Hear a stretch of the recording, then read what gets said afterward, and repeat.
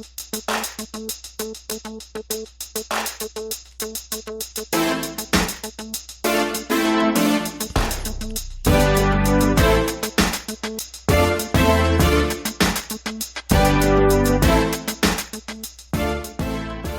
and welcome to the Black Entrepreneur Blueprint Show.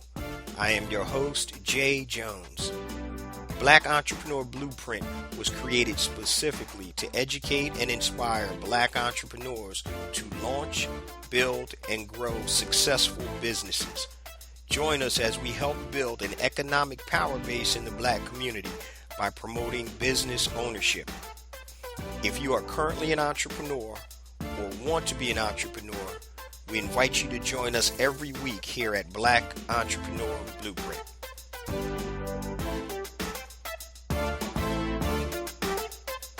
Welcome to the Black Entrepreneur Blueprint, episode number 305. I'm your host, Jay Jones, and today, family, we have a dynamic episode in store for you. Strap your seatbelts on, get out your pencil and notepad because you definitely want to take notes on this one.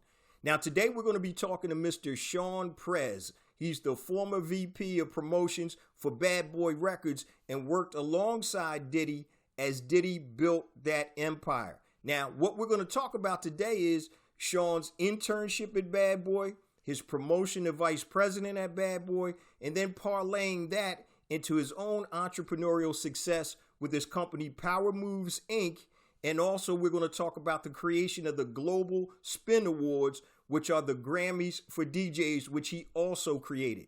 Now, before we get to today's show, I just want to share a few things with the BEB family. First and foremost, I want to welcome all first-time listeners to Black Entrepreneur Blueprint. Welcome to the BEB family, and please stick around until the end of today's show, and I'm going to share all my social media contact information and my resource links, such as the link to my new book, A New Black Wall Street, also BeSmartByBlack.com and HireBlackFreelancers.com. I'll see you guys after the interview. What's up? We are live with my man Shawn Prez, the CEO, founder of Power Moves, Inc. Shawn, how are you today, brother? I'm good, Jay. Thanks for having me, brother. Love your platform. Thank you so much. I appreciate you, man, taking out the time to come on, talk to the Black Entrepreneur Blueprint family. So that name, Shawn Prez, may be familiar to a couple of people, but I'm going to let you tell the BEB family a little bit about your background. Then we're going to get into you working with Bad Boy and Diddy, and we're going to talk about moving to Power Moves, Inc. and what you're doing now. So give us a little background on who is Shawn Prez. Okay, how far back am I going? Because my story, it feels like I'm a cat. I done had about 9 different lives, especially in terms of my career. So I'll go back to the early days.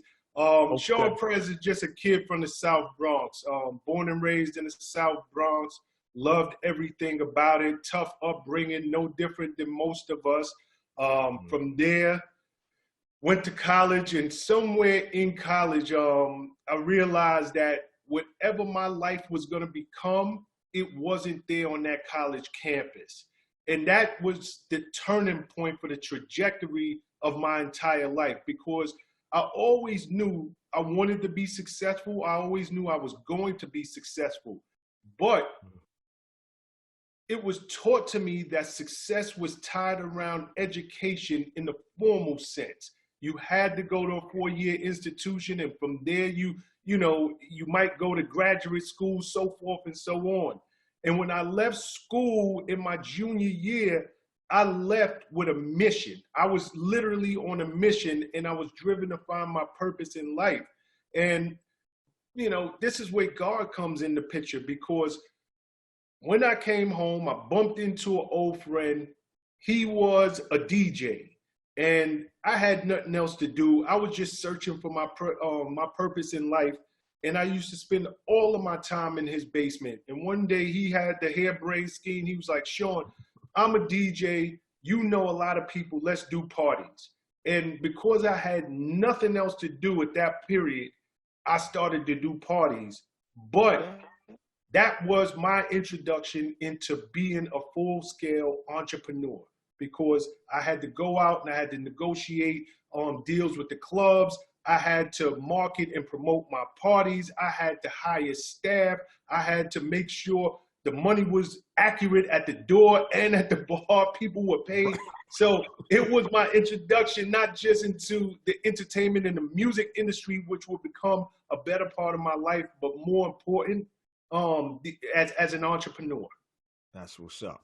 Yeah, that's funny, man, because a lot of times we think that school, the traditional trajectory, high school, college, maybe grad school, get a good job, work 35, 40 years, you wait to retire at 65 if you make it that long, and that's how you're supposed to live your life, man. So I'm with you, brother. I'm a contrarian. So I did the corporate America thing for a while, but I've been a serial entrepreneur for 20 plus years, man. So I can definitely, yes, sir. You know, and we're gonna talk about that because it isn't always coffee and cream. It's no, it ain't always sweet, Jay. It ain't always sweet. I know, bro. So let me start off, man. I want to ask you, how did you start working with Diddy and Bad Boy? Because I know if people Google you, they're gonna see a lot of that comes up. So tell us how that played out. Okay, it kind of picks up from where I just left off. Okay. I was a party promoter. I thought that was going to be my life. Mm-hmm. But here's the trick, right? Because I'm making good money. I'm meeting people. I'm networking. I'm being exposed to the music industry through promoting parties. But in the back of my head, again, it was always pounded in my head. In order to be successful, you had to go the formal route. So I re-enrolled in school locally, and I was doing my parties at night and promoting and doing all that stuff. But while I was in school, I decided to take an internship. Okay. And when I took an internship, it was like, damn, I want to work at a record label. Because I was seeing it from the other side, which was the club space. Right. And then working in the record label, I was like, okay, this is me. This is more who I am. So I took internship number 1, didn't get a job. And this is all while going to school. Finally, internship number 2, didn't get a job. And these are unpaid internships. And me, my personality, anything that I do, I give it 150%. So when I tell you I was literally going down there and I was working as though I was a paid employee, I was going and leaving everything there. Internship number 3, no job. Internship number 4, no job. And finally, I was like, maybe it ain't for me. And I got discouraged. And by that time, I had long since finished college, and I was like, I got to get a job. I look like a degenerate at this point. How many unpaid internships am I going to take? And I'm trying to chase this dream of mine, but it wasn't coming to fruition. And then there was a guy who we both know because, I had been into New York City nightlife, and I had definitely been trying my best to get in the music industry through internships. Shawn Puffy Combs get fired from Arista Records, and he starts this new upstart label called Bad Boy Records. And just by chance, I was frustrated. I was pissed off. I could not get hired to save my life. And I decided, I'll take one more chance at it. One more chance. And literally, I was working a full-time job. I called in sick. I told them, I can't come in today because I wanted to go down there and just feel it out, because I was like, I can't commit to something again. And just, I'm making full-time money now. And I went down there, and the moment that I walked in the door, Bad Boy was on 19th Street at that point. It was a very small office, but when I walked in, I saw young brothers and sisters that looked like me. They talked like me. They had this aggressive energy about them, and it was all headed by this young African-American musical genius in Puff Daddy at the time. And I literally did one day of interning. I called my job and said I quit. And I left a full-time job to go back and work for free at Bad Boy Records. And literally 11 months later, I got my first paycheck in the music industry. Damn, that's what's up, man. See, there's something important that you said, bro. I want all the Black Entrepreneur Blueprint family members, the light bulb need to go off. You did how many unpaid internships, man?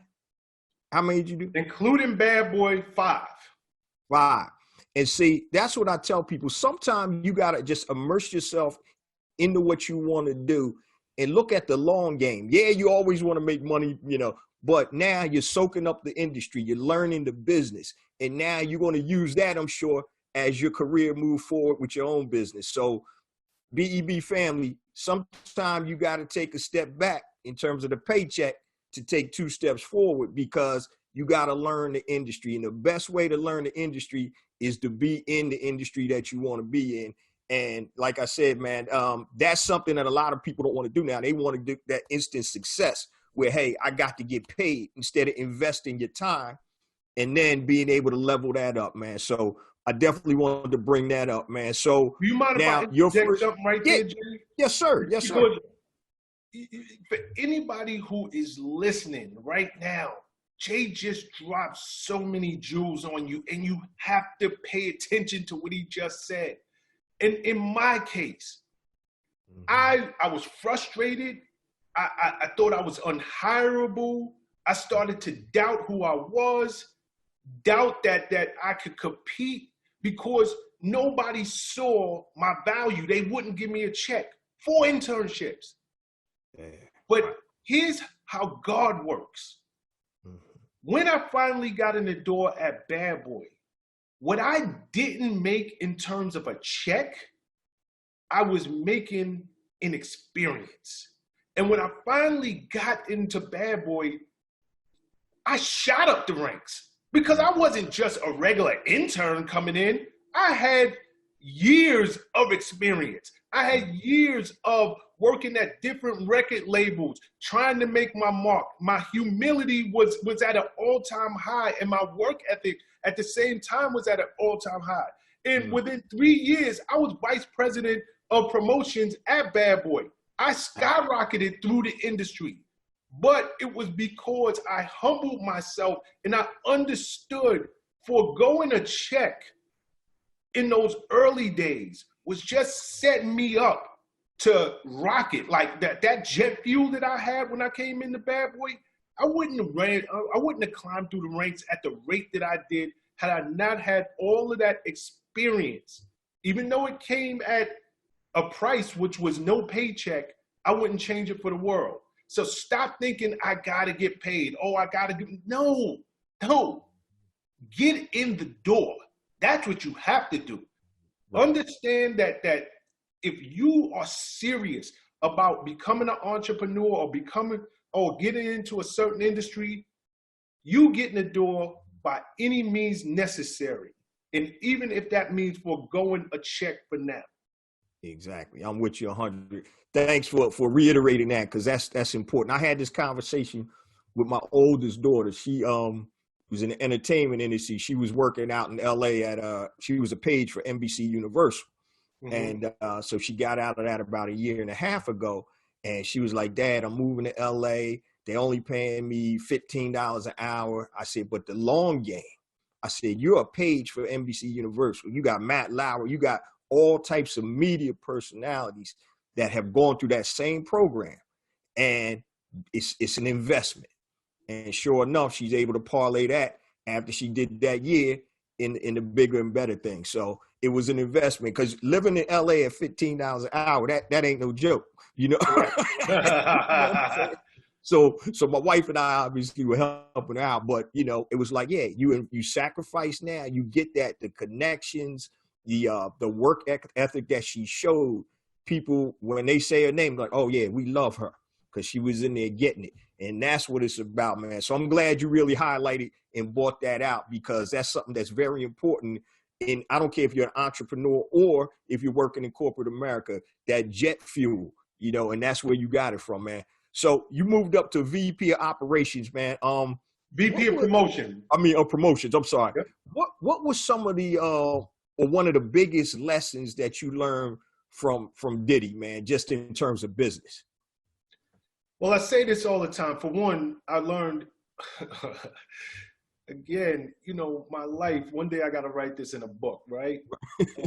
Because all that I didn't learn in school, I learned hands-on. That hands-on training, I'll take that any day of the week, because I literally sat next to, worked alongside, worked with a business mogul that will go down in history, you know, for all time. Mm-hmm. But one of the biggest lessons that I learned was I'm a hard worker, or so I think. Right. I'm willing to sacrifice. I am willing to do things that 90% of people who swear to death that they want it so much are not willing to do. Yeah. Mm-hmm. But in all of my days of working alongside Sean Diddy Combs, I never once went home thinking I outworked that man. Damn. Never once. Wow. His work ethic is legendary. Now, granted, there's some people in this world who are just special people. Some people, his ability to think, analyze, read a room, manage people, legendary. Right. But nothing comes close. His success is deeply rooted in his work ethic. That whole can't stop, won't stop, sleep is forbidden. Yeah. He did not just say that, he lived it. So having him as a barometer day in and day out, even if I didn't quite make it or get to his level in terms of the work ethic, I was light years ahead of the general public. That's what's up, man. That's and you know what's funny, man? I want to just highlight this too. It's something I say on the show all the time, Sean. It's there's a difference between knowledge and know-how. So people always say knowledge is power. I said, now you can get knowledge from watching television. You can get knowledge from reading. Jay, preach. You can get knowledge from reading a book. And so I tell people the analogy. So I said, now, if I watched a video on how to fly an F-15 fighter jet, right? You know, I'm getting that knowledge. If I could be in the back seat of the F-15 fighter jet, and you pull the stick up, the plane will go up, you pull it down, it goes down. And I said, now the question is, do you know how to fly the F-15 fighter? So if you put me in that cockpit, we ain't going nowhere, family. So know-how comes from doing. And knowledge can come from any type of, different venue or place. And so that's what I tell people. When you want to be an entrepreneur, you could sit there and write a 300-page business plan. You can go and do all the types of research you want to do, but you don't get anything back, no feedback until you do something. So you got to have the know-how, and that comes from doing. So I'm glad that you mentioned that, man, because I know the BEB family's probably tired of me saying this, because I probably say it once every 3 or 4 episodes, but it's so true, man. You got to do the work, and that's how you learn, So, yeah, I appreciate you pointing that out, man. I'm going to ask you a question that's kind of similar to the one I just asked you, but what do you think the difference between regular entrepreneurs and versus entrepreneurs like, say, Diddy, Oprah, Bob Johnson, Michael Jordan? What do you think separates them from just, regular successful entrepreneurs? Vision. It's a few things, but off the top of my head, I'll say vision and a deep-rooted self-belief. So I've had the opportunity to work alongside of the greats. But if we want to stick to Puff, right? Like let's just focus in and zone in on him. Okay. His vision, I don't even believe to this day that he's reached where he sees himself at. Now, for the average person, Puff has created multiple successful companies, whether it's his record label, clothing company, Ciroc Vodka, so forth and so on. Mm-hmm. But he has this vision of where he's trying to go and the mark that he wants to leave on this earth. Mm-hmm. And he is willing to do whatever it takes to get it. So I think with most entrepreneurs, they don't have a broad scale vision, and I know most people are going to disagree with me, but if you get them in a room by themselves, turn out the lights and it's just them and their thoughts, they don't believe. They don't look in the mirror and say, I can do this. I can be the next Elon Musk. I can be the next Jeff Bezos. I can be the next Russell Simmons. They don't believe it can happen to them. And what they don't realize is all of these people, whether it's Oprah or any of these successful entrepreneurs I just named, they're only human. They put their pants on one leg at a time. But the difference between them and you is, number one, their vision, their belief, and they're willing to put in the work. And then I'll add this to it. Okay. I truly believe some people are just destined for whatever, Michael Jordan was destined to be Michael Jordan. Now, he had to put the work in, but, watching this documentary, the way he moved, his flair, all of that kind of stuff, those are just the intangibles. Working alongside of Puff, Puff had so many intangibles. But those intangibles would have been nothing without him having this vision and this belief, this deep-rooted belief, no matter what the obstacles were, in himself and his ability to reach his dreams. Yeah, that's powerful, man. That's powerful. Because, you got to want it, then you got to put the work in to get to that point. I want to ask you, before we transition into Power Moves Inc., your company, I had a question about a couple of artists, man. Like, I know you were back there, obviously, with Big. You were around with Mase, Faith Evans, and Black. You was with Black Rob. I broke Black Rob. You broke Black Rob? All right, that's what's up. You asked Black Rob who broke him. I mean, the record label did their part, but me and Black Rob, we lived on the road together. Like, it was me and him, and he'll tell you that. Man. And my man, whatever happened to Craig Mack, man? Brand new flavor in your ear. That was my cut, man. Yeah, I mean, Craig Mack is crazy. I guess that's a story you got to ask for Puff. I don't know whatever happened with because Craig Mack set the whole label off. He was, when Bad Boy was introduced, it was introduced with flavor in your ear. Yeah. And then, I don't know if the business wasn't right. I don't know if Craig Mack wasn't happy. I couldn't even tell you. I hear you, but that's what's up, man. So now it's funny, man. I gotta ask you real quick because I know you got a marketing or promotions company. I did some research on you, man, and I remember this thing, bro. The Big Mac thing that you was doing with Biggie and Craig Mack. Yep. Yo, just tell the BEB family a little bit about this. And this is what I'm talking about: thinking out of the box and marketing your business. And we're going to get more into that as we talk about your story. But tell the BEB family that may be too young to remember this, what you did with Biggie and Craig Mack.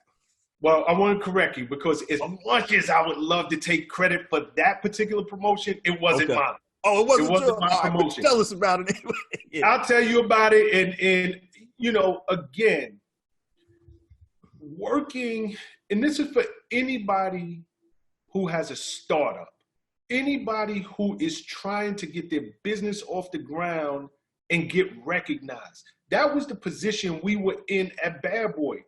Puff had recently got fired from Arista Records. He was the hot kid in the industry. He was young. He was brass. He was behind artists like Mary J. Blige and Jodeci. So he was coming in, with the hot hand. And people were really looking like, okay, well, what's next? You were good when you was up under Andre Harrell, right. But what can you do now that you're on your own? And it's one thing to launch your label with artists, and I'm not even sure if your audience are going to remember the Craig Macks of the world, and obviously they'll remember Notorious B.I.G. because those were the first two artists that launched with Bad Boy Records. But we needed to come out of the box with something that was different, something that was going to set us apart. And I don't even remember, I don't know if it was Puff himself or was somebody in the office. Now, granted, I'm an intern at this point, so I'm the lowest guy on the totem pole. I'm street team at this point. They don't even acknowledge me. I don't get invited into the big meetings, so I can't take credit. But somebody in the office came up with the idea, Notorious B.I.G., Big, Craig Mack, Mac. Why don't we get the McDonald's Big Mac cartons, and we're gonna put the, at that time it was cassettes. It wasn't even CDs. Right. We're gonna actually put a cassette with Craig Mack's first single on side A and Biggie's first single on side B. And we're gonna mail it out to all of the industry influencers, all of the DJs across the country, all of the writers, all of the people who are on the front line and the gatekeepers of breaking artists. And this is the way that we're gonna introduce the world to not just the new Bad Boy records, but to our new artists. And it was called the Big Mac campaign, and killed it. Right out the gate, everybody had to take notice. Something that was extremely inexpensive, but it was creative, and it just was a play on words. So again, if you're an entrepreneur and you're getting into, I don't care if it's a bodega or a cleaners or your storefront brick and mortar business, find a way to separate yourself from the competition, and it doesn't always cost a lot of money. Sometimes it's just being creative and going back to grassroots tactics and doing something that's going to make you stand out from the competition. Yeah, that whoever thought of that was genius, man. Yeah. That was no joke. That was genius, man. Question for you, man. We want to transition now into Power Moves Inc., right? So tell us how and why you decided to move on. Did you move on from Bad Boy to your own thing, or did you have a step in between, or what? Nah, I did, to answer your question, I moved on from Bad Boy to my own thing. Okay. Now, I'll go back to my earlier story. I always wanted to be an entrepreneur, knew that, just didn't know what I wanted to do. So when I was doing parties, it was my first introduction to being an entrepreneur. And then I got this love affair with the music industry. Get the Bad Boy, I'm climbing through the ranks. My name is ringing. I can't go nowhere, whether it is in New York, across the country, or out of state. And you didn't say that Shawn Prez name, and it just didn't ring bells. And I'm not just saying that because I'm a humble guy, but it just was what it was. I was attached to the hottest label on the planet at that time. Right. But God has a calling for us. And no matter how big I was becoming in the music industry, that wasn't my ultimate destiny. And even when I didn't know it, it was always this thing in the back of my head talking like, Shawn, you know, it's time for you to leave. It's time for you to leave. And while I was at Bad Boy, and, you know, I mentioned that I was on the street team, then I started to run the street team, and I was literally coming up with these incredible marketing campaigns for our artists. Like every time a new artist would come out, I was charged, me and my department was charged with coming up with these creative marketing campaigns that was going to infiltrate the communities and really get people talking about these artists and playing the records, and ultimately getting them into the stores to to buy the records. And what I noticed in real time, even when I had a full-time job at Bad Boy, other companies were noticing my work. Corporate companies were noticing my work. And I was starting to get these independent accounts on the side. And, you know, I'm just thinking I was promoting records at that time. Right. But what I learned was my skill set was transferable. Records are records. But I had the ability to market, promote, infiltrate the urban communities in a way that big corporations just couldn't. And I started to get all of these checks from, you know, corporations at that point that didn't normally use the tactics that we use to break records. And I decided, you know, and I was scared. And here's the crazy thing, Jay, because there's somebody out there who's probably going through the same thing that I went through. It came to a point where I was making more money on the side than I was making in my salary. Damn. I was still scared to leave. I was still scared to put in my resignation. You know, it got to the point where I was literally, I was miserable, and I'm a kind of person, I'm very in tune to my inner voice. I'm very in tune to God. And God, you know, when he speaks, even if I shrug it off, I you know, God just, he pounds on, he's like, wake up, Shawn, I'm talking and you're gonna listen. Right. And finally I went and I put in my resignation, and I was scared to death to step out on my own, but I knew it was the right move.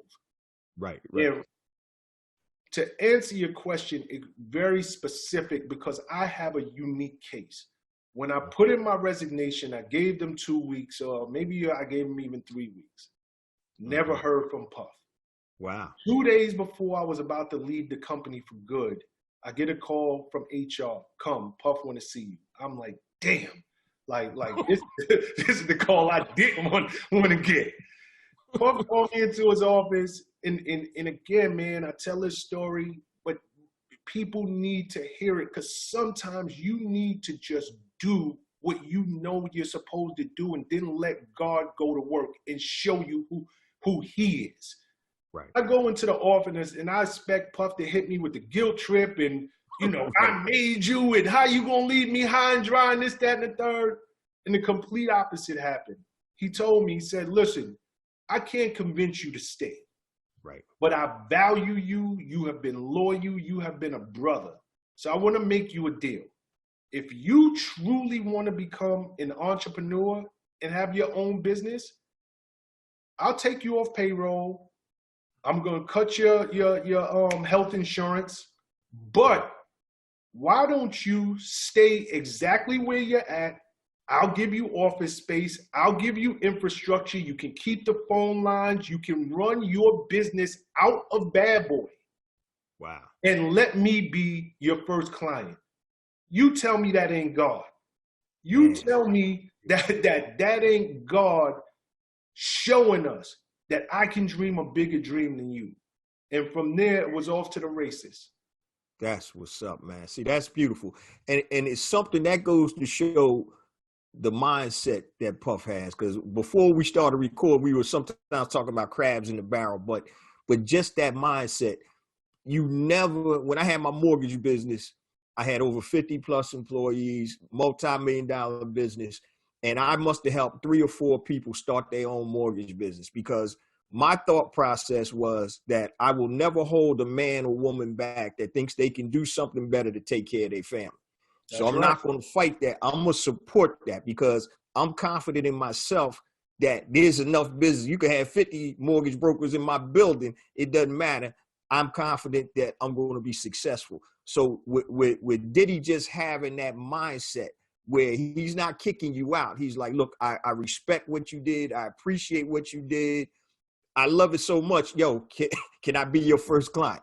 You know what I'm saying? So you don't get that from a lot of bosses out there, especially somebody on that level, you know, like Diddy. So I know, unfortunately, there are a lot of negative stories out there about him, but I'm glad that you brought that out, man. So you can give people a peek behind the curtain to see that, yo, this brother's a serious brother, man. He's not playing around, and he supports the people that obviously support him. So thank you so much, man, for sharing that. Yeah, I think there's so many people out there who thrive off negativity, and you know, you hear all of these stories about a side of Puff that, you know, I personally haven't seen. I can tell you my experience. That man is a big reason that my area code and my zip code changed. Like I can attribute so much of my success, and my bank account changed.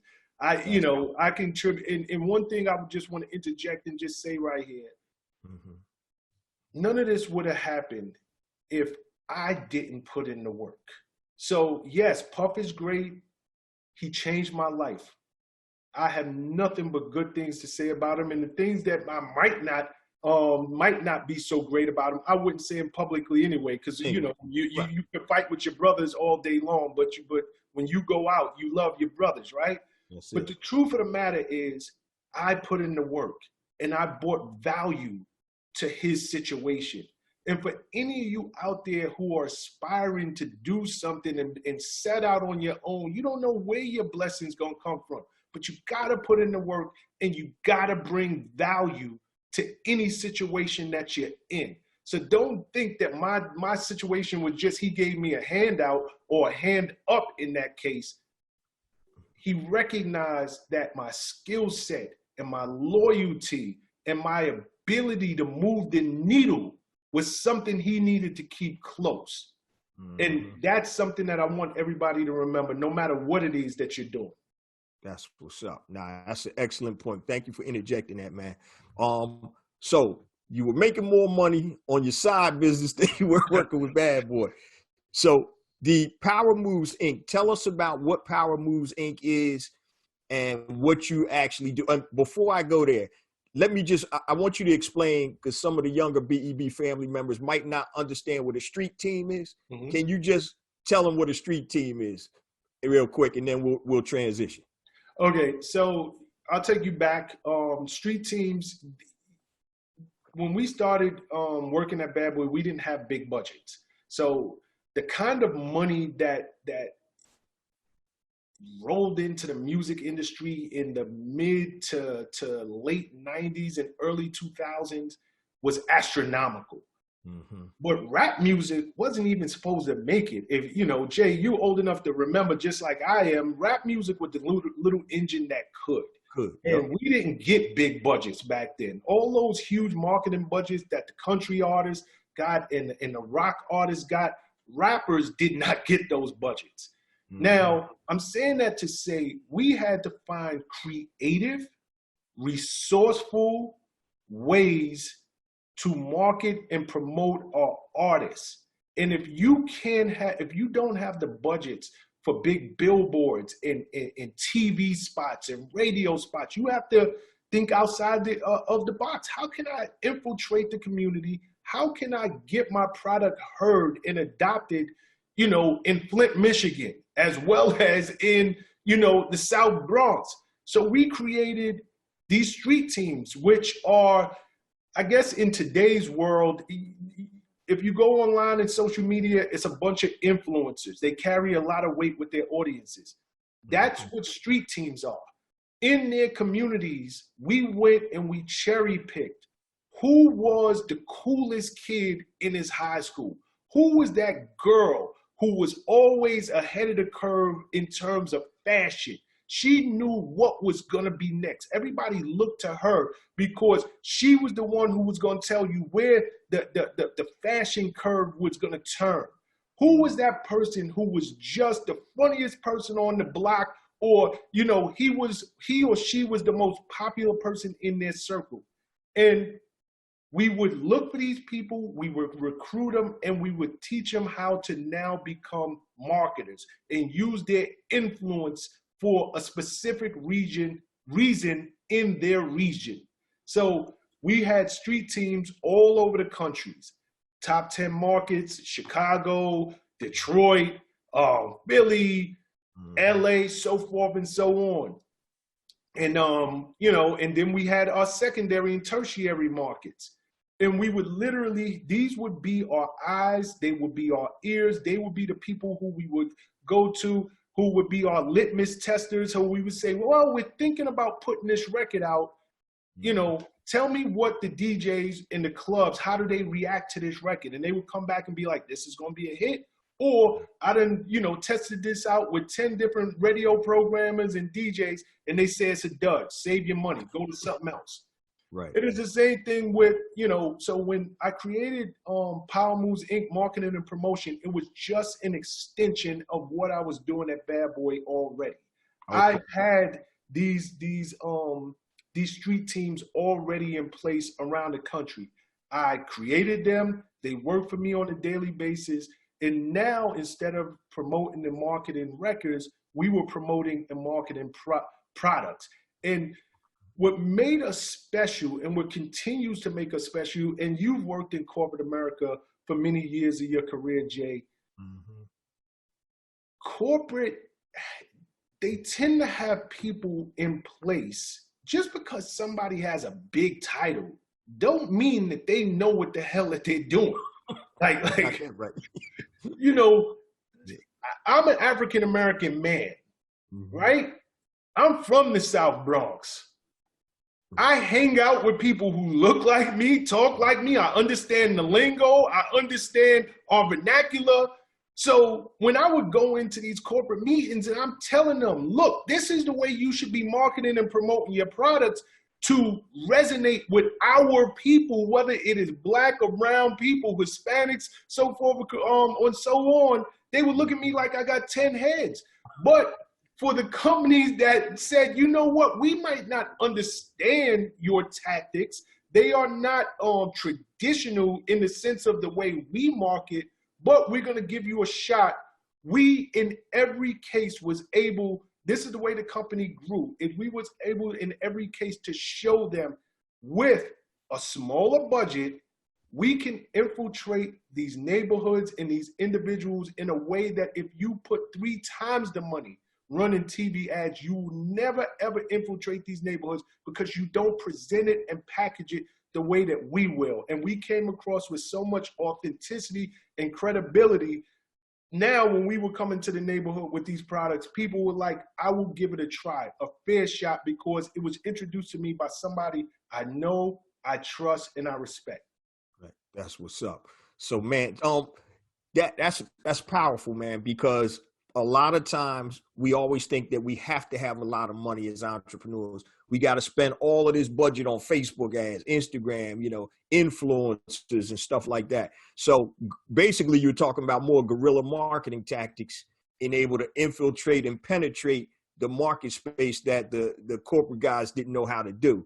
Let me ask you this, man, in terms of financing, we know that Diddy allowed you to work in that office, but for the current entrepreneurs listening, even prospective entrepreneurs, man, how did you finance your business, Power Moves Inc.? Great question. And, to go back what you said earlier, yes, at the core of it, Power Moves Inc. is a guerrilla marketing, grassroots, alternative marketing agency. That's who and what we are, whether that is social, digital, or on the ground. Mm-hmm. We financed at that time, I wasn't getting no bank loan, right? I couldn't walk into no bank and say, hey, I'm trying to start a business. I need a small business loan. It didn't work like that. Unless you had a mask on, right? Exactly. So number one, I was used to working on a shoestring budget, just to be totally honest with you. And I think that a mistake that so many companies make is they want to appear bigger than they are. So they go out and they hire people and they get these big offices and they invest in things that on the outside, it makes them look like they're popping, but they're really not. And out the gate, they're struggling and they got this noose around their neck because they're drowning in debt. We didn't do that. So like I told you, before I even left the company, before I even got off payroll, I had a couple of clients already. Right. And that is the money that and then obviously Bad Boy became a client of mine. And that is the money that I used to seed my company, hire my first couple of people. And in my case, I didn't have to worry about office space, phone lines, internet, because it was given to me through Puff, allowing me to use his infrastructure. But it was and here's something that I think your audience has to hear. And I say this, and I'm going to continue to say this. Okay. Every interview I do. There are more than 8 hours in the day. Get over yourself. You say you want it. How bad do you want it? Because that 9 to 5 you're working, the minute that you decide you want to become an entrepreneur, that 9 to 5 you better look at as your side hustle. And when you get off at 5, from 5 to 1, 5 to 2 in the morning, that becomes your job. And you start to build your business while working at a business. Let your 9 to 5 pay for your life and fund you. You might not have my level of blessings where where Puff was, basically knew what I was doing and he got behind me. So what if, let's say I worked at a regular 9 to 5. When I got off at 5, I would go to work and work 5 to 2 in the morning. And soon as I got that up running, income starting to come in, then I can finally leave. So I'm tired of people, and I don't want you to give yourself a way out by saying, okay, Shawn, you were blessed. No, I was putting in the work, and you can too. There are more than 8 hours in the day. Use them. Those 8 hours that you do 9 to 5, that's now should be your side hustle. But when you get off of that job that's paying your bills, you need to go to work for yourself and build up your client base.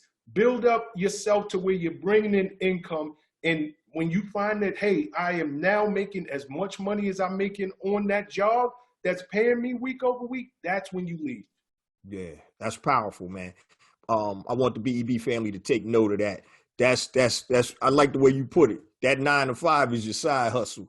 Anything after that, that's your real business. And it's funny, man, because I do a lot of coaching. And one of the things is a lot of newer entrepreneurs, they don't understand what you have to put into it to be successful. Because now I think in today's society, we have, instant gratification everywhere.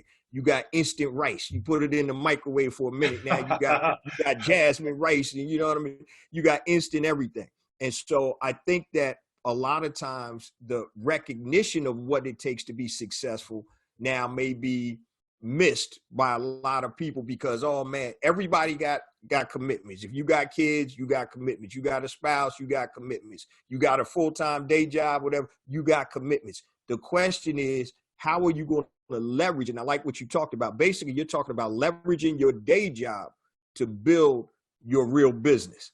And so leveraging. But it's a mind shift, Jay. It's a mind shift. And that's what I want people to get. The minute you are committed to whatever your dream is, whatever your idea, whatever that business that you one day want to see flourish, switch your mindset. That is now your job.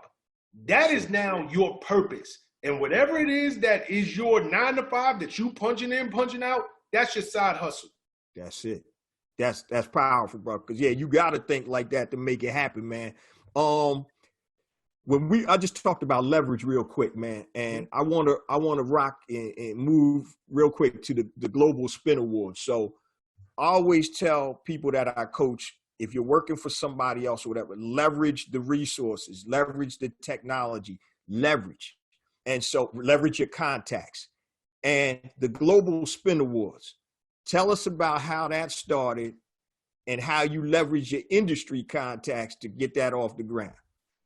Okay, so first and foremost, for anybody who has never heard of the Global Spin Awards, essentially it is the Grammys for the DJs. It is the highest honor that any DJ can receive in a calendar year. So it is red carpet, black tie.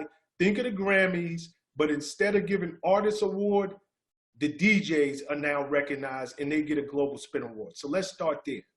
Okay. But in terms of leveraging, Jay, you just hit the nail on the head, right? Another way to put it is innovation. You think about, how can I use my resources that I currently have in stock that I am using and working with every day, but how can I innovate? How can I leverage this into something new and create a new revenue stream? And me working so many years in the music industry, it was my job to work with DJs day in and day out. They were the people who literally all day, every day, I was picking up the phone. What do you think about this record? Yo, I need you to play this record. Over the weekend, I know you got 3-4 mix shows going on. I need this record playing in every one of your mix shows, so forth and so on. If you're in this many clubs during the week, I need this record playing in every one of your sets. And then I need the feedback. Is the crowd feeling it? So forth and so on. So the DJs are a big part of my success. Okay. And for me, I started to get to a point in my career. I'm pretty successful. I'm making great money.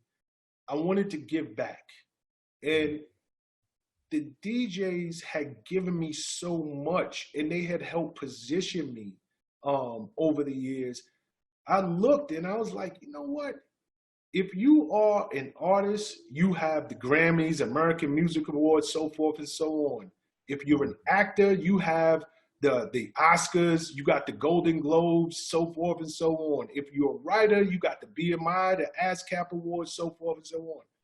But the people who are on the front line of breaking records every day, 365 days a year, they had no formal entity set up to recognize them and their contributions to breaking records. And it was crazy because I would see these artists who would beg DJs to play my record. I need you to support me. Yo, right now, my last record didn't do good. I just need you to get on this record because I'm trying to, to get back on top. Those artists, those same artists, not to say it was anything bad, but those same artists would go to the Grammys, receive an award, thank everybody and their mother except for the DJs. And I said to myself, you know what? I have great relationships with DJs, not just locally, but around the world. Why don't I create, which we now know as the Global Spin Awards, to recognize these unsung heroes? And for me, it was just a transitioning, if you will. It was just a leveraging, to use your word, of I deal with these DJs every day of the week. Why don't I do something now and I can still call on them, which I'm going to do anyway, and have them take part in me building this new business, which is the Global Spin Awards. And the DJs, they adopted it and really got behind it and made it the #1 show for DJs on the planet. That's what's up, man. See, that's leveraging this innovation. Let me ask you though, man. When you first started the awards, was it smooth? Did everybody buy Hell in? no. Hell no. I don't know what the rest of your question is, but I'm gonna answer the first part of it. Hell, and sorry, I'm trying to keep it PG here. No, that's all right. All right, and I knew that was the answer. And the reason I'm asking you that is because even with all of your contacts, your leverage, your experience in the industry, you still had to be consistent to get the awards to where they are. Can you speak to that consistency and what it took to turn the Global Spin Awards into what it is now versus when it first started? Basically, the maturation of that process. Okay, great. I want to highlight something to your audience, right? Listen to what Jay just said. I'm Shawn Prez in the industry. I got relationships with all of these DJs. I go and segue and create this Global Spin Awards for the DJs. So you should think that this is going to be a very easy process. But when you're an entrepreneur, you can never, ever, ever take for granted or sit on your laurels or think that what you did yesterday is going to make it smooth and easy sailing for what you plan to do tomorrow. The road to success is always under construction. I can tell you that. There's going to be bumps in the road. There's going to be detours, potholes, and everything else. So be real clear about that. So for us, before I started the awards, we talked about vision earlier. I had this huge vision for what I wanted the awards to be, but I didn't have the experience. When I started the awards, I didn't have live production experience. I wanted it to be the Grammys in the first year, but there's so many things. The Grammys is 100 years old or something like that. It took that many years for them to become what they have become. So number one, I shot too big too early, and I tried to do this massive production, and I just didn't have the experience, and I didn't hire the right people. But there was something else. The DJs, although they loved the idea, they were skeptical. And nobody wants to lose publicly. Right. So we put this out there for the DJs, but a lot of DJs were like, well, who's voting? How do we know it's not rigged? Who's to say this DJ is more accomplished in this particular area than I am? So I started to get that type of pushback, and I'm like, well, damn, I'm doing this for y'all. Like, support it. DJs were like, nah, I don't want to support this right off. I mean, some did, some stepped up, but a lot of them were just like, no, like, I can't get behind this because, I don't know that this ain't rigged, and you just ain't gonna give somebody an award because you want them to play your record the day after. So for me, I was dealing with all of this internal politics that I didn't see coming, in addition to the fact that I was underfunded, and I had this huge vision, but I wasn't prepared for what it took to get to that point. And just to be quite honest, the first year was a disaster. Right. But again, for anybody who's listening to this, and trust me when I tell you, I pride myself on working hard. I pride myself, if I'm going to do something, I'm going to put my heart into it. Like, I'm there. I'm going all the way with it. But it was a disaster, and I could have quit. And I wanted to hide my face, and I wanted to put my head under a rock, and basically, don't call me, like, I'm embarrassed, I'm ashamed, my name is on this, and it just turned out to be a disaster. But then, our first Global Spin Award, Sway, from Sway's Universe on Sirius and MTV and all of the legendary stuff that he's done, he was our host. And I remember he pulled me to the side and he said, Shawn, this is bad. He was like, in real time, the guy's hosting the show. I'm going crazy. I want to throw stuff because nothing's going right. We got presenters coming to the stage. They don't know what they're presenting. They're talking about certain categories, and they're like, DJ of the year, DJ Khaled, and up on the screen, the Funkmaster Flex face comes up. It was just a nightmare. It was like, my God, anything that could go wrong is going wrong. But Sway pulled me to the side and he said, Shawn, this is bad. And I'm not going to sugarcoat it. But I've seen worse. You got to keep it together because you got something here. He was like, I'm telling you, this is terrible. I'm not even going to make you feel better. But you got something here. And people like Red Alert, who I admired and respected for so many years, was coming up to me and telling me, you got something, you got to keep it going. And those were the seeds that I needed to keep it going because I was ready to pack it in. So for any of you guys who, when you start your business, it's not going to come out perfect. You're going to lose a client or two. Things are going to go wrong. You're going to send out an email addressed to somebody else and it's going to go to the wrong person. Like, things are going to happen, but stick with it. Stick with it, because if it is a good idea, if it's a good investment, if you believe that it's good, yes, take feedback from people, learn from your mistakes. But if you thought enough of it to get into it, 9 out of 10 is worth pursuing. So don't give up on yourself so early. Yeah, that's something, man. So my man Sway was like, "Yo, this is horrible." Nah, he told me the truth. Like he told me in real time, like, because in between him going and hosting on stage, we were in the back, and I'm back there ready to throw chairs, and he looked at me kind of like, the slap on the face. Get it together, Shawn. Like this is your show. Get it together. And it's terrible, but I've seen worse. But you got something here. And coming from somebody I respected, I had to take that, to the bank. And when I got over myself, 2-3 weeks later, and I was ready to show my face in public again, I was like, all right, like I just got to make it better next year. Man, it's funny. I was going to ask you to tell us a time when you had a setback in your business or something failed and stuff like that. But we're going to use that answer for that. Yeah, no, that was But here's the deal, Jay, and this is why, like these conversations in your platform is so needed, especially for our people, because you only look at people when you see the successes. You see the times that they hit it and it went out the park.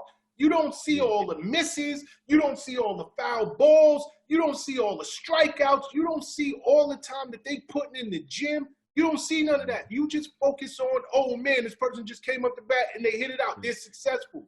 No, there are so many setbacks, and it's so many times that you know, you are in debt and you are about to lose it all, and you're questioning because nothing's going right, and you think that, you know, maybe I should go back and play it safe and get a job, and at least I know every other week I got a check coming and it's guaranteed, and I got health care.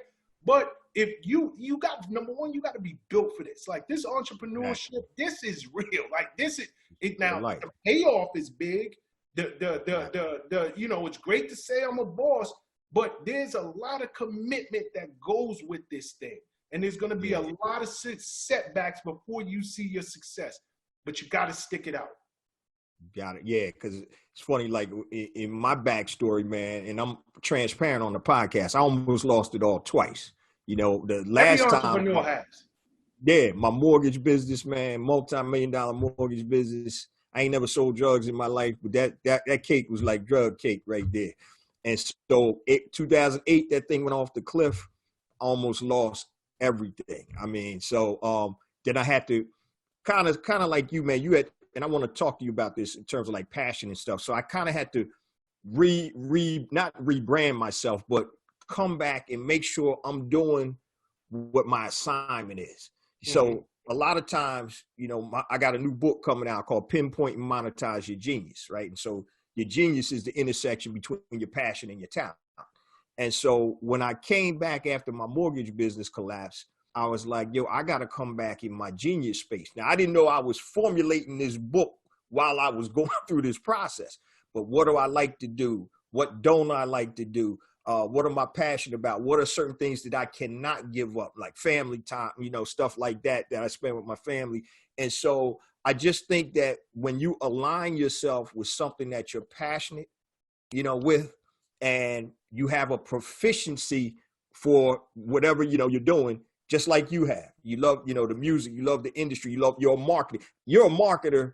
That's what you are. You're a marketer. That's who I am. Yeah, right. You're a marketer. And so when you align all of that together, the result is Power Moves Inc. You see what I mean? So my result is Black Entrepreneur Blueprint, all my businesses, my e-commerce, my platforms, my online courses, all of that stuff, my books, all of that stuff. So when you can align yourself like that, I think that gives people the best chance for success. And I always say the highest form of entrepreneurship is being able to monetize your genius. You know what I mean? Because a lot of people chase that. Oh, thank you, brother. A lot of people chase the money. And so, yeah, I was doing that at first. And one, you know, some of my businesses, oh man, I can make good money in here. Because I'm a serial entrepreneur and I actually enjoy building things. So it could be a mortgage business. It could be, you know, whatever. But I like building. But then I said, all right, well, let me start building stuff that I'm passionate about and do things that I'm good at. So I tell people when I do my speeches and talks, they ask me to give, you know, 3 pieces of information or 3 suggestions or recommendations. And mine are always do what you love, do what you're good at, and do what somebody will pay you for. And if you can align those 3 things, you ain't gonna never work a day in your life, bro. You see what I'm saying? And that's what it's about, man. So that's great stuff right there, Jay. That's great stuff you just said. Thank you, brother. Thank you, brother. 303 episodes now on the podcast. So I got all that free game for y'all. All right. Make sure y'all tune in. So, man, let me ask you real quick, man. As a professional marketer, and what people have to understand too is that entrepreneurship is a profession. So you kind of hit on it. You can't play around with this thing. This is a profession. If you don't treat it like a profession, you're not going to get out of it what you can get out of it. I want to ask you, man, as a marketer, how do today's entrepreneurs cut through all of the noise? Because we got so many things coming at us, social media, TV, radio, podcasts are jumping right now. How do you cut through all of that, man, to get your message out to your prospective customers? I think that's a great question, and it really depends on the business you're in. But here's where it starts. I always start in the truth. What is the nucleus of the atom? Meaning, let's say, for instance, and I told this story before, and I'll tell it to your audience. Before Puff ever launched Ciroc, when he just did the deal with Diageo, you know, him being Puff, he's in his Miami home at that time, and he's stressed, but he understood the upside of what Ciroc vodka could be. And he called me, it's 5 in the morning, and he's like, Shawn, his exact words, I need you to put that brilliant marketing brain to work, because this Ciroc thing is big and it can change all of our lives.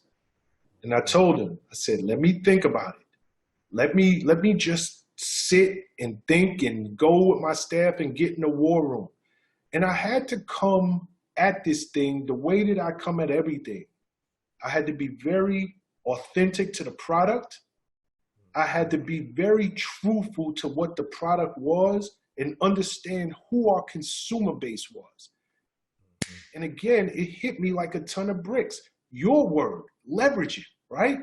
So before people ever knew even how to pronounce Ciroc, think about the way it's spelled, C-I-R-O-C.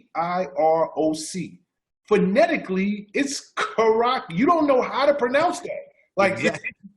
So we were tasked with something that was, you know, it seemed like a uphill battle for us out the gate, because phonetic, you couldn't look at it and pronounce it. And then traditionally, our people drink brown liquor. Like we love our browns. We love, you know, Henny. We love that dark, right? So for me, after sitting with it, I came up with this brilliant idea. And I was like, yo, the DJs. I was like, that's the answer. DJs. Ask me why. Why the DJs? On the surface, it doesn't look like nothing. But let's think about the DJs. How do they make their money? They're spinning in the club 4, 5, 6 nights a week. Who's in the club?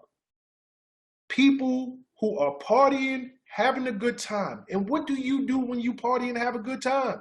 You drink. So I was like, let me put together a collection of the best DJs in the country. Khaled, Funk Flex, DJ Envy, DJ Drama, the biggest DJs in the country, SNS. So I literally put together this all-star team. This all-star team of DJs over every region of this country. And we gave them a cool name, the Ciroc Boys, Ciroc Boy DJ Crew. And we told them, go out, and I want you to push this liquor onto your constituents, because each of the DJs brought something to the table that we didn't have. They had their own audience. Drama had a very different audience than Khaled at that time. Khaled had a very different audience than Envy at that time, so forth and so on. And when they hit it, and when they were in the clubs and they were telling people, Grey Goose is dead. Y'all got to get up on the Ciroc. Now come to the DJ booth. I got drink tickets for you. And, you know, I'm going to buy that table over there. I'm going to send y'all a bottle, and all of the sparklers come out and all of that stuff. And then they would go on the radio the next day, and they would start talking. And they was giving the shout outs, and they would shout out to the Ciroc Boys and shout out to my Ciroc girls who was in the club last night. We had a crazy time, and everybody was getting lit off Ciroc. It was very authentic. It was very credible. It was able to separate us from what Grey Goose was doing, Kettle One was doing, Amsterdam, and all of these other vodkas. But we gave it a cool factor. And that was the spark that got people talking about, what is this? Diddy's pushing this new thing. Is Ciroc okay, let me give it a try. And then when they gave it a try, it just was good. Yeah. The rest is history. Man, let me ask you, did you have to compensate the Ciroc boys for yes, pushing them? Absolutely. Okay. Gotcha. Absolutely. And you know, here's the deal. I'm a person with deep relationships. Sometimes you want to call in your favors, but you want to pay people, even if you can't pay them their worth, you want to show them I value what you bring to the table. I want you committed to what it is that I'm doing. So sometimes we think that we have to go out and we got to pay these astronomical rates. And it doesn't always work like that. Sometimes you just look a person in the eye and let them know, this is what I'm trying to do. I know I can't cut you a check that'll change your life, because the checks I was cutting those guys wasn't changing their life. But they understood what we were working for was bigger. And they also knew Puff had been such a supporter of their careers for so many years. Shawn Prez had been such a supporter of their careers for so many years. Let's get together and do something that could be bigger than all of us. That's what's up. Now that's something the BEB family light bulb, another light bulb going off. That's powerful, man.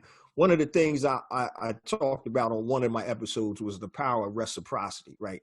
So value. People don't buy things until they see, quote unquote, the value, right? So when you pour into somebody else with what you've been doing throughout your whole career, it's natural. The law of reciprocity says, if this brother or sister is pouring into me, then I need to pour into him or her. And it doesn't necessarily have to be money, but like you say, showing the appreciation, the respect, you know, for what they've been doing, or, you know, and what you've done for them. And that's why I always tell people, I'm like, look, you don't have to buy my online course. You know, if one of my courses isn't for you, everybody's at a different stage. But you can do something positive, leave me a 5-star review on iTunes, you know what I mean? iTunes for the podcast. So I always tell people, a lot of times when you're doing a joint venture or you're doing some type of partnership thing, is there has to be value coming from both sides. And appreciate BEB family, what a brother like Shawn Prez has done out there, and reciprocate by checking out everything that he's doing. And before we close out, I know you got a new YouTube channel that you started. So before we close on out in a couple minutes, I'm going to let you give all that contact information so the BEB family can connect with you. But we got to start reciprocating, and the information and the knowledge that this brother has poured into the BEB family today, you know how we do. We got to show them love. So I want to say, man, before I forget, because we rapping like crazy. But I want to say before I forget, man, that I just appreciate the stories, the wisdom that comes from know-how being doing that you've imparted to the Black Entrepreneur Blueprint family, man, because you've been dropping jewels on us all day, man. Yeah, brother. But that's the type of thing that we need. We need people with your type of experiences to go and share that, hey, it's not going to be always roses and, you know, everything is fine. There's bumps in the road, like you said, detours and things that we have to fight through. But if you're a true entrepreneur, if you truly believe in what you're doing, if you have a mission, something that's greater than the money, you know, money is great.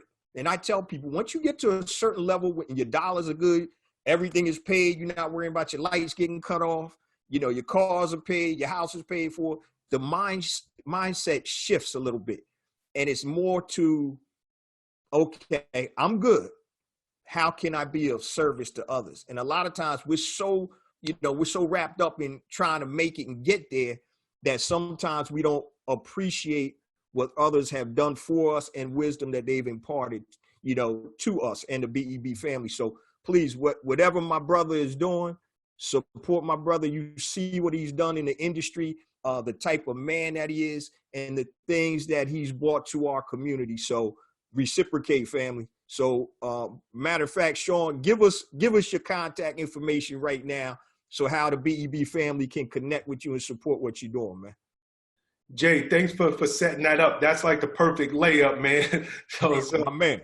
Thank you so much for setting that up for me. But truth be told, guys, for one, thank you all for if you've stayed to this part of the interview. Hopefully, I was able to share something with you that will make a difference in your journey. Jay, thanks for having me. I really love and appreciate your platform.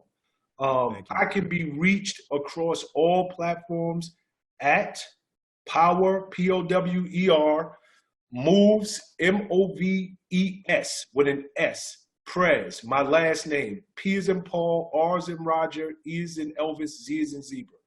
At Power Moves Prez. But more specific, if you guys can support my new YouTube channel, my mission in life, my purpose, what I'm doing is the same thing that Jay is doing. I love to dialogue with, provide insight into the minds of successful people who look like us, who come from the same place that we come from, because truth be told, my story, I'm just a kid from the South Bronx, period. And if I can do it, I know you can do it. So please look for me on YouTube. Again, Power Moves Prez. And I have great interviews with a lot of entrepreneurs who come from the same places that you come from and who have done extraordinary things in their lives. And they are willing to provide you with insight into their mindset, how what it took for them to get from where they started to now where they've gone in their life. So thank you so much, Jay. No, I appreciate you, man.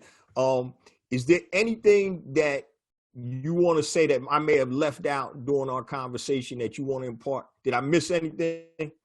No, I think you covered everything. And you know, I just wanted to bring home, and that's why I took the long way to answer that last question that you just asked. This is not rocket science. Like, you can be successful. I don't care who you are. You can be successful. How big is your vision? Are you living your purpose? Are you working with your gifts? And are you willing to put in the work? Because if you are, the money comes. The money will come. Notice everything that I've said during this entire interview, and Jay, you have been hammering on it. Don't do it for the money. I've never done one thing in this life, and I promise you on everything, I've never done one thing in this life for a paycheck. That's what's up. The money just seems to come. That's it. That's what the focus is, man. Last question for you, brother. I always close out with this. If you had an opportunity to have a conversation with one person, living or dead, who would it be and why? Well, I got a chance to meet this person, but we didn't get a chance to conversate. Muhammad Ali, my all-time idol. I was going to say between him and Nelson Mandela, but my heart is just always with Muhammad Ali. I love everything that he stood for. I love the fact that, again, it goes to what we have been talking about. He was willing to forego money, titles, world championships for what he believed. And that's what was most important to him. And because of that, he transcended boxing. He transcended the world of sports, and he became this global icon of what you can become, even in the worst oppositions, you know, because at the height of his career, he decided to stand up for what he believed, and they stripped him of everything, and he came back that much stronger. Yeah, that's what's up, man. I got an opportunity. It was Tyson's last fight in D.C. I forgot the cat he was fighting when he quit in like the second or third round. And Layla Ali was on the undercard. So I was on the floor. So when Ali came out before Layla was fighting, I got a chance to shake his hand. But once again, I obviously couldn't talk to him and stuff like that. But that was always one of the people that I would have loved to sit down and talk to also, man. You want to hear, where'd you meet him at? Want to hear a quick spot Yeah. story? Yeah. I had the opportunity to sit with Muhammad and watch the Thriller in Manila with him. Wow. How big is that? Damn. How'd that come off, man? How How you old video of himself in the Thriller in Manila, and I got an opportunity to watch it with him. That's amazing, man. How did that come about, man? Him and Puff were friends, and we Okay. were out in Phoenix, Arizona, and Puff, he was kind of like a godfather to him. And while Okay. we were in Phoenix, Arizona, Puff decided, like, let me go and just check in with him. And I went with him. And, at that time, his health was kind of declining. Still very, very aware up here. His motor skills Right. just weren't the best. And he was literally, Layla Ali was home with her family. Oh, okay. Like, literally, we were in their house, in their living room, spent a couple of hours just sitting there, reminiscing. And, I was able to get some cool pictures with him. So that was one for my of the things I got to cross off my bucket list. Bucket list. Yeah, man. That's great stuff, man. Yeah, I'm sure you got a whole bunch of them stories, but yeah. But brother, once again, I want to thank you so much, man, for sharing your wisdom and your experience with the Black Entrepreneur Blueprint family, man. Anytime you got anything happening, just hit me up and we're gonna bring you back on, brother. My brother, thank you so much. Oh, my man. All right, brother. Man, that was a dynamic interview with my man, Shawn Prez. He laid it down and he gave us so many gems and jewels. And I just want to highlight a couple of things that he talked about and one thing in particular. But before we get to that phase of the show, I just want to share all my social media contact information and my resource links with the BEB family. First and foremost, guys, my new book is out, A New Black Wall Street, Circulating the Black Dollar Worldwide by Building Successful E-Commerce Businesses. You can go to anewblackwallstreet.com, pick yourself up a copy, $14.95 for the printed version, $9.95 for the digital version.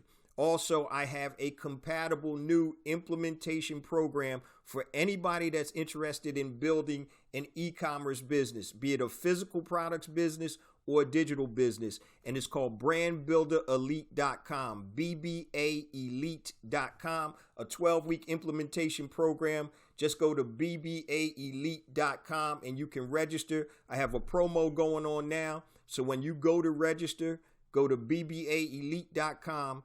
And when you put in the information, put your coupon code BBAelite100. That takes an additional $100 off the program. Normally it was selling for $397. It's only $97 now because of this coronavirus. So go to BBAelite.com. There's a short video you can listen to and learn all about the program. And then when you go in and ready to join, put in BBAelite100 and you'll save an extra $100. Also, I talked at the top of the show about two platforms that I've created to help circulate dollars in the Black community. The first one is BeSmartByBlack.com, BeSmartByBlack.com. So any Black product producer that wants to connect and sell their products to Black consumers worldwide, upload your product information. It is free to BeSmartByBlack.com. Now, I didn't forget about you freelancers. So if you do anything on Fiverr.com or Freelancer, if you are a Black freelancer, upload your information to HireBlackFreelancers.com, HIRE blackfreelancers.com. Once again, it's free. And this way you can connect with Black consumers and Black business owners that want to hire Black freelancers. Now, in reference to me coming out to speak, this coronavirus is crazy right now. But when that breaks, you can just go to bookjjones.com, fill out the short form, and I'll get right back to you, bookjjones.com. Now, if you need to reach out to me for anything long, hit me on my email at jjones@blackentrepreneurblueprint.com, JAYJONES@blackentrepreneurblueprint.com, Facebook, Black Entrepreneur Blueprint, Twitter, jjones001, Instagram, jjones4real, the number 4, REAL, YouTube. Please subscribe to my YouTube channel. I have additional content on YouTube that is not on the show. Go to YouTube, type in Black Entrepreneur Blueprint, hit that subscribe button and the like button. LinkedIn, J. Jones Black Entrepreneur Blueprint. Also, BEB text line. You can text BEB to 555-888. Text BEB to 555-888. All of this was a mouthful. So all you have to do, guys, is go to BEBconnect.com, BEBconnect.com, And everything that I just mentioned, my resource links and also my contact information and social media information is there. BEBconnect.com. All right, now let's go and talk about some takeaways from today's show. Once again, we want to thank my man Shawn Prez again for spending time with the BEB family and dropping some gems for us, I'm telling you, and getting a little insight, into the workings of Bad Boy and the way Diddy works. And the first thing I want to talk about is work ethic that he talked about.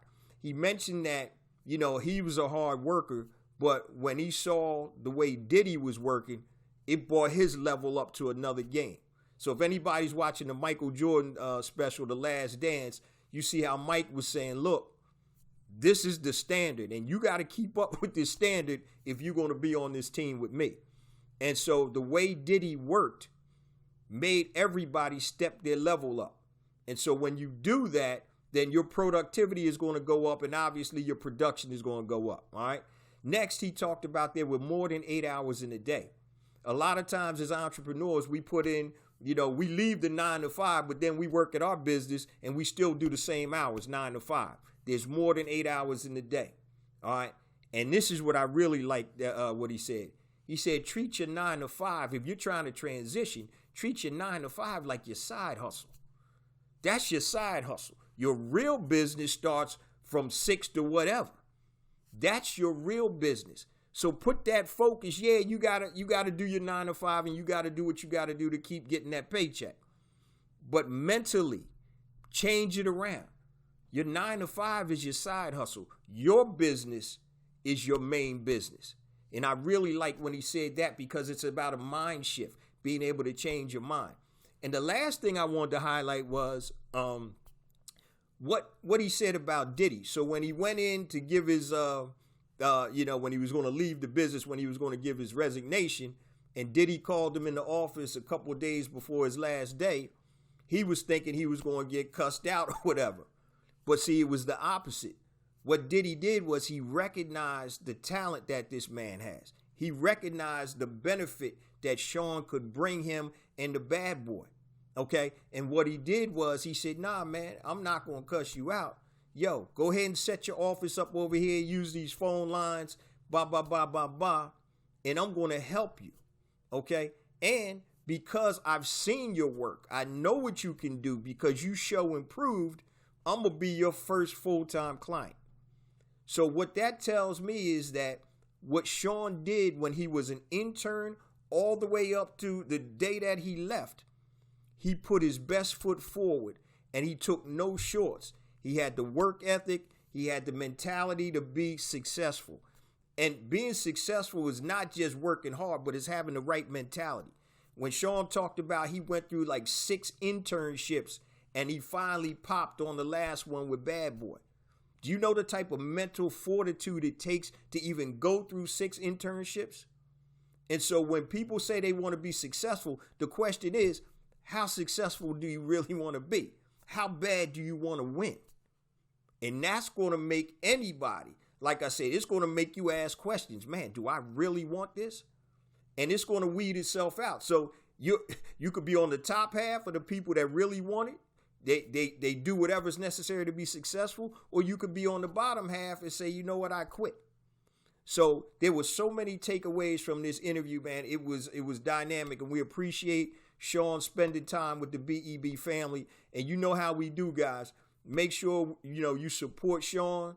Go to his website, go to everything, check him out, see what he's doing, and support the brother. He's doing tremendous things for the community and in the community. And once again, that's how we roll here at Black Entrepreneur Blueprint. Now, make sure you guys check out BEBconnect.com. That has all of my resource links. I'll also have a link to the show here and Shawn's links to all of his stuff there. So go to BEBconnect.com, and I'll see you guys same time next week. And I say it each and every week because I mean it. Guys, we get more and more downloads every episode, and that's because of you, the BEB family. Please continue to spread the word.